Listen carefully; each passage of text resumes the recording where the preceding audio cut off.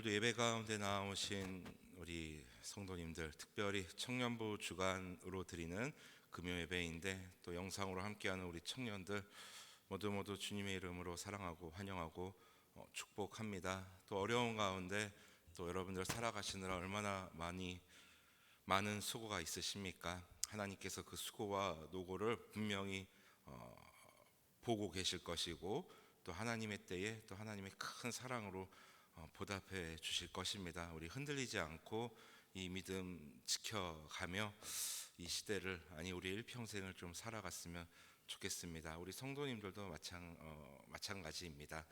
우리가 이 세상을 바라볼 때 또 불안하기도 하고 걱정도 왜 안 되겠습니까? 저 역시도 그런 마음이 사실이고 또 오늘 이제 또 매일매일 갱신되는 확진자 수를 볼 때 두려운 마음도 생기지요. 그러나 우리 또 신앙인으로서 그러한 세상 가운데서 또 우리가 생각해야 할 것은 하나님께서 과연 나를 이 시대에 살아가게 하시는 이유는 무엇인가? 과연 이 시대에 청년으로서 또한 살아가게 하시는 이유는 또 무엇일까? 한번 또 생각해 볼 수 있는 우리가 되었으면 좋겠습니다. 그리고 생각은 성령 하나님께서 우리에게 주시는 능력이기 때문에 성령 하나님의 인도하심을 받고 우리가 더욱더 신앙인으로서 열심히 살아갔으면 좋겠습니다. 그러면 우리가 이 세상의 소망이 될 것이고 또 우리를 통해서 세상 사람들은 참된 진리를 보게 될 것이고 하나님의 이름은 더욱더 빛나게 될 것입니다. 그리고 결과적으로 우리의 삶도 더욱더 가치 있는 삶이 되겠지요. 우리 그러한 마음으로 그러한 믿음으로 함께 살아가는 우리 모든 신앙인이 되었으면 좋겠습니다. 여러분 츤데레라는 말 아십니까? 츤데레. 좀 발음이 힘드네요. 츤데레.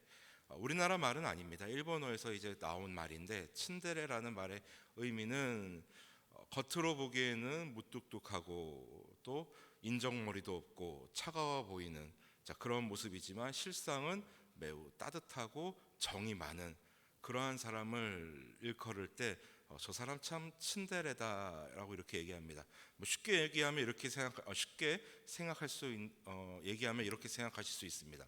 어떠한 남자가 여자한테 굉장히 좀 쌀쌀맞게도 대하고 또 무뚝뚝하기도 하고 굉장히 인정머리가 없어 보이지만 사실은 그 여인을 아주 사랑하고 그 여인을 위해서 또 안 챙겨주는 척하면서 또 챙겨주는 그러한 남자들, 그런 사람들을 츤데레라고 합니다. 여러분들은 어떠십니까? 우리 그리스도인들은 다 츤데레죠. 이렇게 때로는 무뚝뚝하기도 하고 때로는 또 관심이 없는 것 같지만 그러나 그 마음속에는 그리스도의 사랑으로 가득 찬 우리 신앙인의 모습들 아니겠습니까? 근데 제가 개인적으로 생각할 때 이 츤데레의 원조는 이 바울이 아닐까 그런 생각을 해봅니다. 사도 바울의 그러한 삶을 제가 가만히 이제 묵상하고 바라보건대 바울은 항상 이제 혼자 또는 아주 소수의 사람과 이제 복음을 전하고 또 그렇게 살아가고 또 여러 가지 어려운 일도 많이 당하지 않았습니까? 그래서 개인적으로 단단해지지 않으면 결코 쉽게 살아갈 수 없는 그의 삶이었습니다. 모든 위험 속에서 고난 속에서 견뎌야 하기 때문에 어쩌면 그의 삶 속에서는 그런 강인한 인상이 풍겨 나왔을 수도 있습니다. 그래서 때로는 차갑게 보일 수도 있었겠지요. 왜냐하면 강하게 이렇게 겉면의 말을 할 때도 있지만 이렇게 징계하는 말을 할 때도 있고 꾸짖는 말을 할 때도 있고 그래서 굉장히 겉으로 보기에는 좀 차갑고 강인해 보일 수도 있었을 것이다라고 개인적으로 생각을 합니다. 그러나 실상은 바울의 그 속은 하나님의 사랑으로 가득한 사람이었죠. 그래서 우리가 이 고린도후서 13장을 읽어보면은 바울의 그 츤데레의 모습을 우리가 볼 수 있습니다.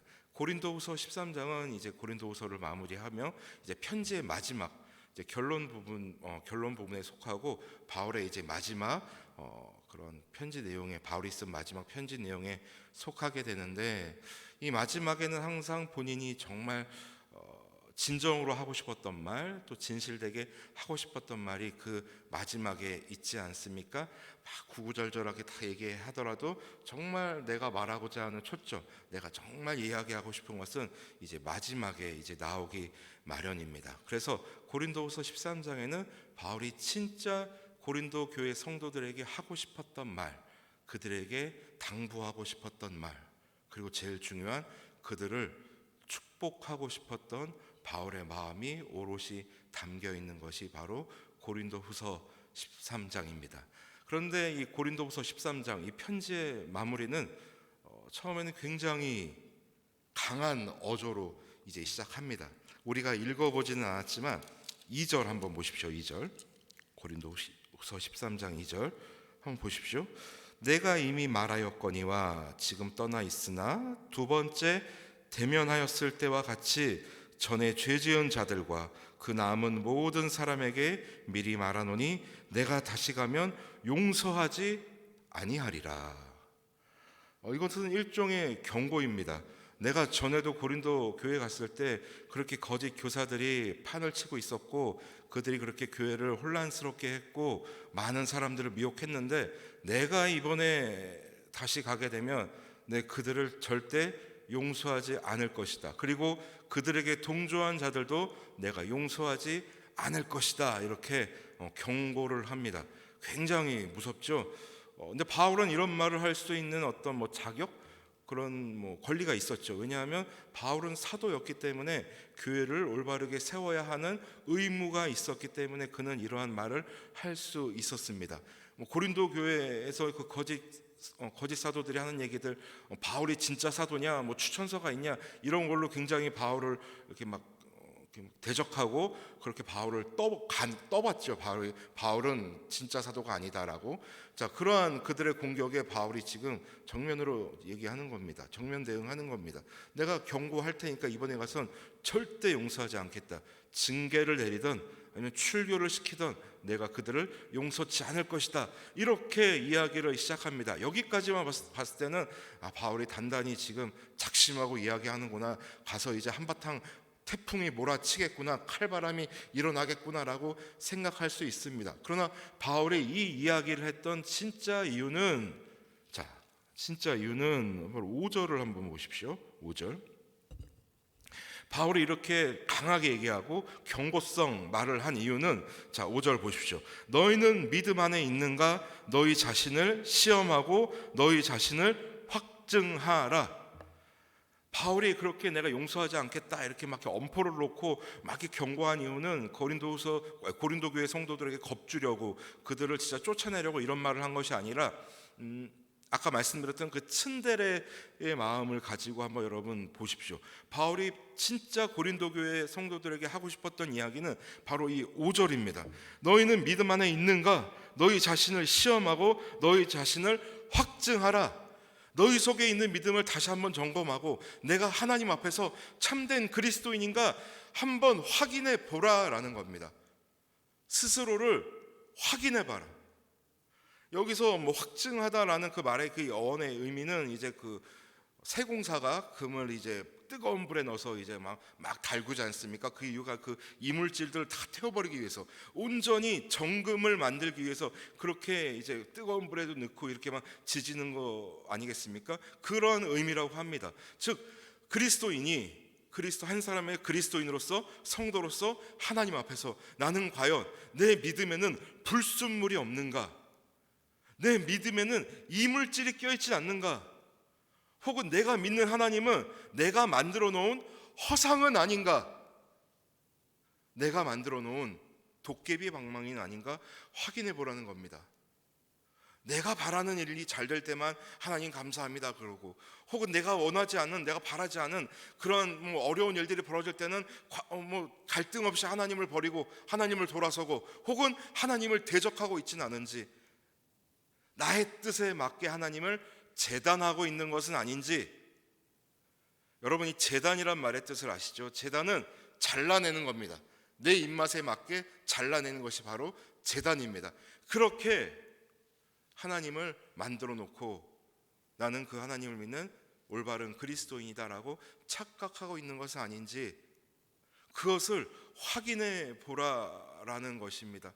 그래서 내가 용서하지 않겠다, 내가 이번에 가서 그들을 꼭 징계하겠다, 징계하겠다라는 그 말의 진짜 의미는 여러분들 스스로가 아마 이 고린도 교회 많은 성도들이 이 거짓 사도들에게 동조를 했겠죠. 그래서 바울이 그들을 진짜 내치려고 이런 말을 했겠습니까? 아니죠. 다시 한번 하나님 앞에서 여러분들을 한번 객관적으로 바라보라라는 겁니다. 바라보라라는 그런 의미입니다. 나는 과연 진짜 신앙인인가? 무늬만 그리스도인은 아니었는가? 내 뜻에 하나님을 끼워 맞추려고 했던 적은 없었던가? 그것을 한번 확인해보고 시험해보고 확증해보라라는 겁니다. 여기서 말하는 확증에는 삶의 수고가 동반되어야 되겠지요. 그리스도인으로서, 그 부름받은 자들로서, 택함 받은 자들로서 살아가려는 의지가 그 안에 수반되어야 되는 것이겠지요. 그래서 바울은 확인할 뿐만 아니라 확증하라라고 이야기합니다. 그러면서 이야기하죠. 계속해서 5절, 예수 그리스도께서 너희 안에 계신 줄을 너희가 스스로 알지 못하느냐. 이것을 바꿔 얘기하면 너희들 안에 살아계신 그 예수 그리스도의 그 음성을, 너희 안에 있는 예수 그리스도의 생명을 너희 안에 있는 생명을 왜 알지 못해? 너희 안에 분명히 예수 그리스도가 있는데, 예수 그리스도의 피가 너희를 살렸는데 왜 그걸 몰라라는 의미이죠. 자, 그것을 알지 못하느냐? 그렇지 않으면, 알지 못하면 너희는 버림받은 자니라. 자, 또 경고 같아요. 너희는 버림받은 자니라 딱 얘기하죠. 그것을 알지 못한다면 너희들은 버림받은 자니라.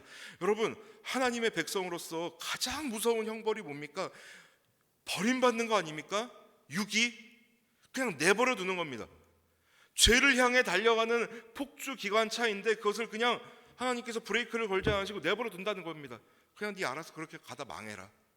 여러분, 유기견 아시죠? 유기견. 그들이 왜 이렇게 불쌍한 마음이 듭니까? 정처 없이 그냥 막 주인 없이 떠돌아다니는 그 모습이 우리를 마음 아프게 하지 않습니까? 유기견들을 보면은 그런 삶이 그런 모습이 우리가 될 수가 있다라는 얘기입니다. 우리가 예수 그리스도를 알지 못한다면. 그런데 여러분, 바울의 표현이 또 재밌습니다. 6절 보십시오. 그런데 자, 우리가 버림받은 자 되지 아니한 것을 너희가 알기를 내가 바라고. 자, 너희는 그런 사람들은 버림받은 자야 라고 얘기했는데 바로 6절에서 근데 앞뒤가 안 맞죠. 그런데 우리가 버림받은 자 되지 아니한 것을 너희가 알기를 바라고. 그런데 우리는 버림받은 자가 아니야 라는 얘기입니다. 바울이 진짜 하고 싶었던 얘기는 6절에 나와 있는 거죠. 그런데 너희는, 나는, 우리 공동체는 버림받은 공동체가 아니야.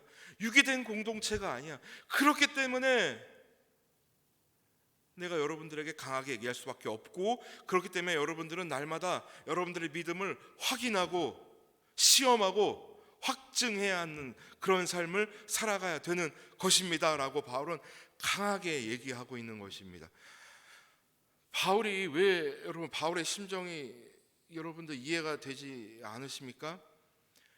고린도 교회 성도들이 바울을 그렇게 밀어내려고 했고, 진짜 사도냐고 막 사도 검증까지도 들어가고 그의 삶을 막 뒤집어 엎으면서 막 그는 과연 그가 전하는 복음은 진짜 복음이냐, 그는 진짜 사도냐라면서 그렇게 공격하고, 교회는 무너져가고 있고, 이 거짓 사도들은 하나님의 말씀을 혼잡하게 하고 있고, 혼잡하다라는 것은 무엇을 더 섞는다라는 그런 의미라고 말씀드렸습니다. 그렇게 하고 있는 그 모습을 보면서 바울이 얼마나 애가 탔겠습니까? 그리고 제가 지난 시간에도 말씀드렸지만 바울이 고린도후서를 이렇게 간절하게 썼던 이유는 고린도 교회 성도들과 자신과의 관계를 회복하려는 것이 주 목적이 아니라, 고린도 교회 성도들이 하나님과의 관계가 올바르게 성립될 수 있도록, 다시 한번 하나님과의 그 올바른 관계 속으로 들어갈 수 있도록 다시 한번 믿음 위에 설 수 있기를 바라는 마음으로 바울은 간절하게 편지를 쓰고 있는 것입니다. 그리고 거기에 또 하나 덧붙이자면, 사도로서 하나님께서 보내신, 하나님으로부터 보냄받은 자로서, 사도로서 교회를, 공동체를 올바르게 세워야 하는 그런 의무가 있었기 때문에 바울은 이렇게 편지를 쓰고 있는 것입니다. 뭐 아무런 자격이 없는 자가 쓰는 것이 아니라 진정으로, 여러분 바울은 정말 대단한 게 이거 아닙니까? 부활하신 예수 그리스도를 만난 사람입니다. 그리고 직접 그 예수님으로부터 부름받은 사람입니다. 음성으로. 그 바울이 그러한 그 예수 그리스도 하나님으로부터, 삼위 하나님으로부터 부여받은 그 임무를 완수하기 위해서, 바울의 임무는 무엇입니까? 뭐 고린도 교회만, 그 지역 교회만 살리는 것이 바울의 임무입니까? 아닙니다. 보편적인 하나님의 모든 교회를, 하나님의 교회를 살리기 위한, 그들에게 그곳에 선한 영향력, 하나님의 사랑을 더욱더 다 흘려보내서 그들이 믿음 위에서 자립할 수 있도록 돕는 것이 바울의 임무였고 삶의 목적이었습니다. 그것을 다 하기 위해서 편지를 쓸 뿐만 아니라 실제로 바울은 그렇게 삶을 살아가죠. 움직이죠. 하나님의 교회를, 믿음의 공동체를 올바르게 세우기 위해서. 그래서 바울은 자신의 삶의 목적을 완수해내고 삶의 그 임무를 완수해내고 있는 것입니다. 자, 그러면서 이제 바울은 또 이야기를 합니다. 여러분 10절 한번 보시죠. 10절. 자, 그렇게 쭉 얘기하다 바울은 얘기하죠. 그러므로 내가 떠나 있을 때에, 이렇게 쓰는 것은 대면할 때에 주께서 너희를 넘어뜨리려 하지 않고 세우려 하여 내게 주신 그 고난을 따라 엄하지 않게 하려 함이라. 자, 이제 바울이 얘기합니다. 자신의 마음을, 속마음을 얘기해요. 내가 이렇게 여러분들에게 강하게 얘기하고 때론 꾸짖기도 하고 때론 강하게 태풍이 몰아치듯 여러분들을 다그친 이유는, 자, 그렇게 제가 할 수밖에 없었던 이유는, 자, 내가 여러분들을 만났을 때에, 내가 여러분들과 얼굴을 맞대고 다시 만났을 때에 여러분들을 정죄하고 넘어뜨리고 여러분들을 막 출교시키기 위함이 아니라 여러분들을 다시 세우기 위함입니다 라고 얘기합니다. 여러분, 우리가 잊지 말아야 할 것이 있습니다. 성도의 목사님들뿐만이 아니라 목회자들뿐만이 아니라 목회자나 사역자나 성도들, 우리 모두에게 동일하게 부여된 의무가 있습니다. 임무가 있습니다. 그것은 남을 세워주는 겁니다. 남을 세워주는 겁니다. 자, 남을 세워준다고 해서 내가 하기 싫은 일 다 몰아주고 제가 해, 주님 제가 저기 있으니 죄를 보내주옵소서, 이게 아니라 그 쓰러져가는 믿음을, 쓰러져가는 그 하나님과의 관계를, 쓰러져가는 저 형제 자매의 그 자존감을 세워주는 것, 튼튼히 다시 한번 믿음 위에 자립할 수 있도록 도와주는 것, 이것이 바로 성도의 의무입니다. 그것을 지금 바울이 얘기하는 겁니다. 대면할 때에 주께서 너희를 넘어뜨리려 하지 않고 세우려 하여. 주님의 마음은 여러분들을 파멸시키는 것이 아니라 여러분들을 세우시는 것이고, 제가 그 일에 기꺼이 쓰임받고 그 일에 제 삶을 온전히 드리기 위해서 제가 이렇게 여러분들에게 편지를 쓰고 또 이제 여러분들에게 갈 계획을 세우고 있는 것입니다. 자, 그리고 얘기하죠. 내게 주신 그 권한을 따라 엄하지 않게 하려 함이라. 내게 주신 그 권한이란 사도직을 의미합니다. 내가 이 사도직을 이용해서, 악용해서 여러분들을 출교하거나 내보내거나 여러분들을 막 힘들게 하려는 것이 아니라 여러분들을 세우려는 저의 이 마음, 여러분들 기억해 주십시오. 제가 그 마음을 가지고 여러분들에게 갈 겁니다. 그래서 함께, 내가 여러분들과 함께 하나님 앞에서 믿음을 확인하고 또 믿음을 시험하고, 우리의 믿음을 시험하고 날마다 단련하고, 그리고 하나님 앞에서 우리의 삶을 확증시키는, 검사받는, 하나님께 인정받는 그런 삶을 내가 함께 살기 위해서 여러분들에게 갑니다. 제가 이렇게 편지를 씁니다. 11장까지의 바울의 모습은 굉장히 뭔가 자조적인 섞인 모습도 섞여 있습니다. 왜냐하면 11장에서는 그 바울의 지나왔던 그 고난의 삶을 비교적 상세하게 기록하고 있지 않습니까? 바울 서신 가운데 유일하게 그 부분에만 기록되어 있습니다. 나는 어떤 일들을 겪었고 쫙 얘기하잖아요. 도저히 눈물 없이는 볼 수 없는 그러한 구절들 나와 있지 않습니까? 자, 거기까지만 봤을 때는 바울이 뭔가 작심하고 이야기하는구나, 이들과 정을 떼려고 하는구나라고 생각할 수도 있지만, 그러나 13장을 우리가 대할 때는 바울이 정말 그들을 사랑하는 마음으로 예수 그리스도의 사랑으로 그들을 사랑하는 마음으로 이렇게 편지를 썼구나. 그리고 그들에게 가려고 정말로 그들에게 달려가서 그들과 함께 올바른 교회를 다시 한번 재건하고 하나님 나라를 이루어가는 신앙 공동체, 마치 우리 교회 표처럼 그렇게 하기 위해서 바울이 애를 쓰고 있구나라는 모습을 우리가 볼 수 있습니다. 그러면서 여러분 한번 12절을 보십시오. 11절 죄송합니다. 자, 마지막으로 말하노니 형제들아 기뻐하라. 형제들아 기뻐하라. 여러분들 어디서 본 구절 아닙니까? 저와 함께 또 봤었던 빌립보서에서 자주 나왔던 바울의 권면이죠. 주 안에서 기뻐하라. 항상 기뻐하라. 다시 말하노니 기뻐하라. 주 안에서 기뻐하라. 형제들아 기뻐하라. 온전하게 되며 위로를 받으며 마음을 같이하며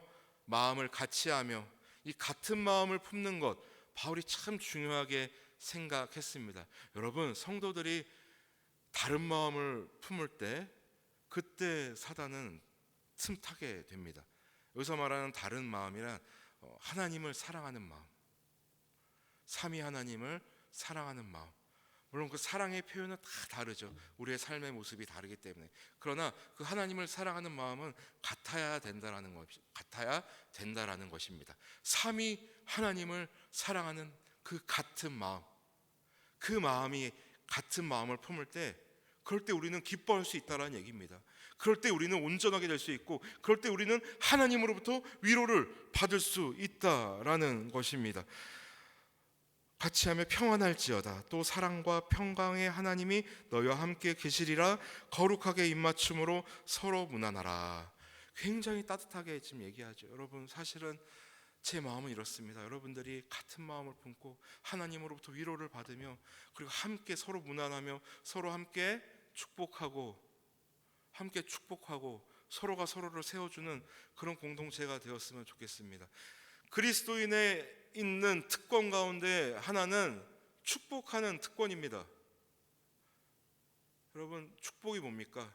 그 사람을 위해서 복을 빌어주는 거죠. 누구에게? 하나님에게. 하나님의 복은 무엇입니까? 뭐 물질이 많아지고, 뭐 돈이 많아지고, 뭐 로또에 당첨되고, 뭐 평수 넓은 아파트에 들어가고, 물론 그것도 여러분들 그런 것도 나쁜 것이 아닙니다. 여러분들 할 수만 있다면 여러분들 모두가 부자가 되시길 바랍니다. 자, 하나님의 복은 하나님께 곁을 떠나지 않는 것입니다. 하나님과 날마다 동행하는 것, 이것이 가장 큰 복이지요. 뭐 형제님 축복합니다. 무슨 뜻입니까? 형제님 날마다 하나님과 동행하십시오. 하나님을 떠나지 마십시오. 이런 의미죠. 그러면서 12절 모든 성도가 너희에게 문안하느니라.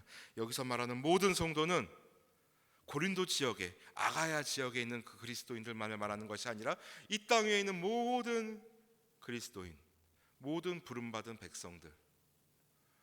바울에게 있어서 성도는 어떤 민족, 지역 교회에만 국한되어 있는 것이 아니라 예수 그리스도를 믿는 또 하나님으로부터 택함을 받은 모든 백성들, 그들이 바로 모든 성도요, 모든 형제들이었습니다.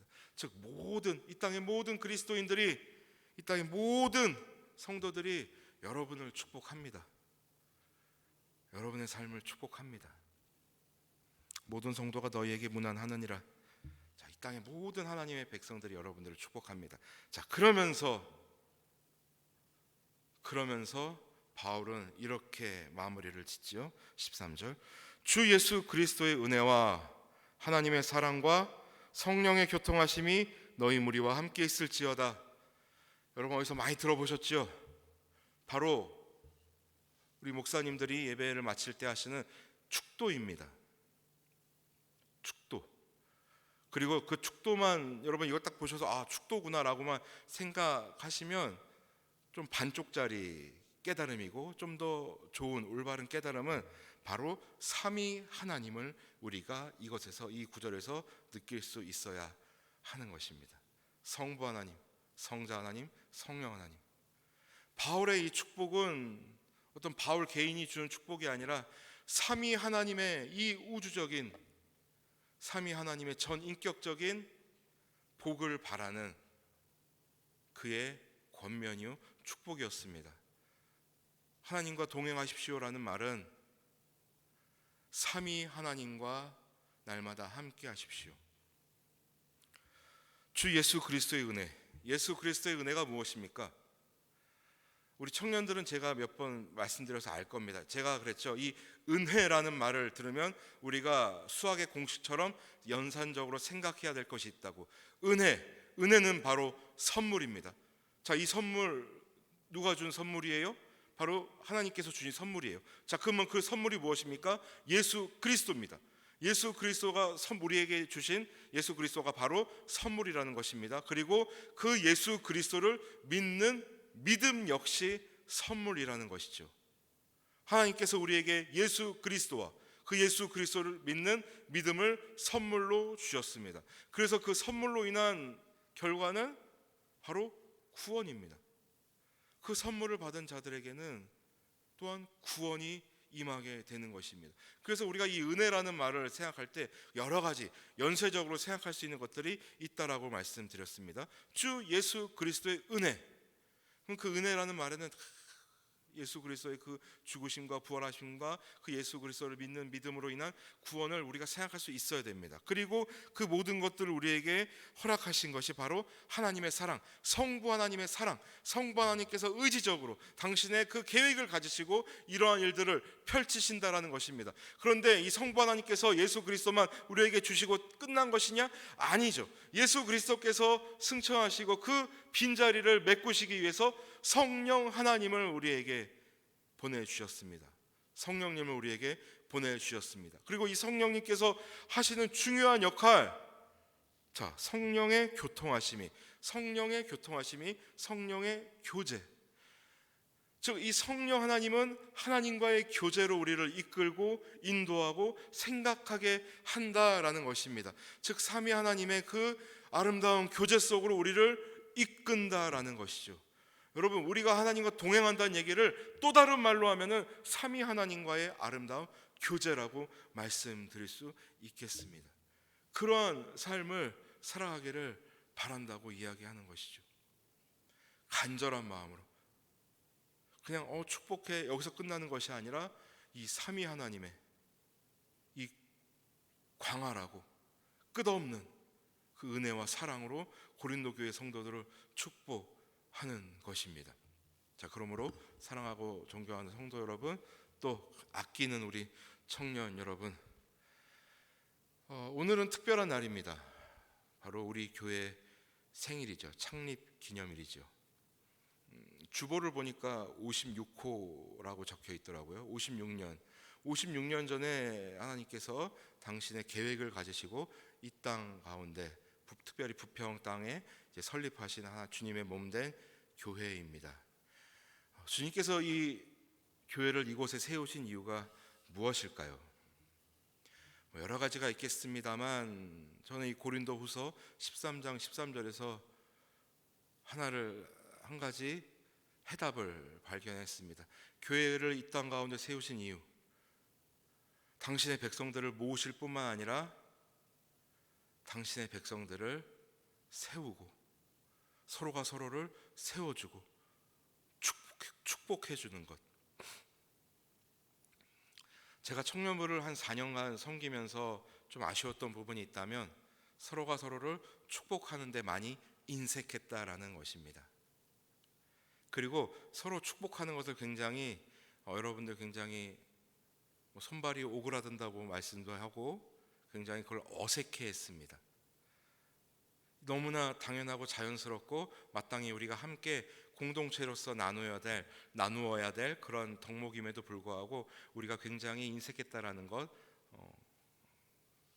하나님 앞에 좀 고백하고 회개하고 이제는 서로가 서로를 축복하고 세워주는 일에 인색하지 않은 우리 청년부가 되었으면 좋겠습니다. 여러분들이 그렇게 축복하는 것에 인색하지 않고 서로가 서로에게 사랑을 흘려보낼 때 어디 청년부만 아름다워지겠습니까? 그 사랑의 물결이 이 교회를 가득 감싸지 않겠습니까? 우리 그리스도인들에게 있는 특권, 축복하며 세워주며 그들의 삶을 위해서 기도하는 것, 그것에 더 이상 인색하지 않은 우리 청년부, 또 우리 교회가 되었으면 좋겠습니다. 바울이 이렇게 이 교회 저 교회 다니면서 열심히 자신의 삶을 태운 이유가 무엇이겠습니까? 요즘 젊은이들 표현처럼 영혼을 갈아 넣은 이유가 무엇이겠습니까? 그들을 축복하기 위해서입니다. 그 교회를 축복하고 성도들을 축복하고 함께 서로가 서로를 세워주며 주님의 이 몸된 교회를 더욱더 단단하게 하고, 그리고 그 공동체가 이 예배당 안에서만 머무는 것이 아니라 예배당 밖으로 쭉쭉 사랑을 베풀어 나가는 것, 그것이 바울의 삶의 목표이자 목적 아니었겠습니까? 우리도 그런 삶을 살았으면 좋겠습니다. 볼 때마다 반갑게 인사하는 것을 넘어서 그들의 삶을 축복해주고 그들을 위해서 기도해주고 그들을 세워주는 그런 우리 청년부, 우리 교회가 되었으면 좋겠습니다. 우리가 그러한 삶을 살아갈 때 주께서 우리 부평 동부교회를 이 땅 가운데 세우신 그 아름다운 뜻이 이루어진다라는 것, 여러분 우리가 기억했으면 좋겠습니다.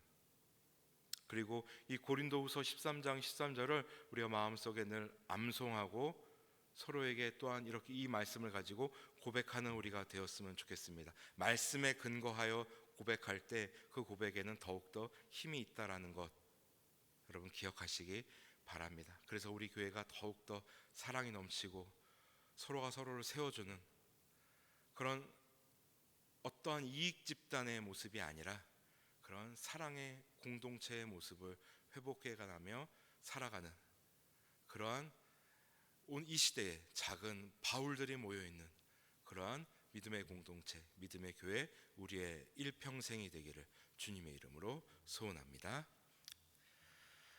하나님 감사합니다.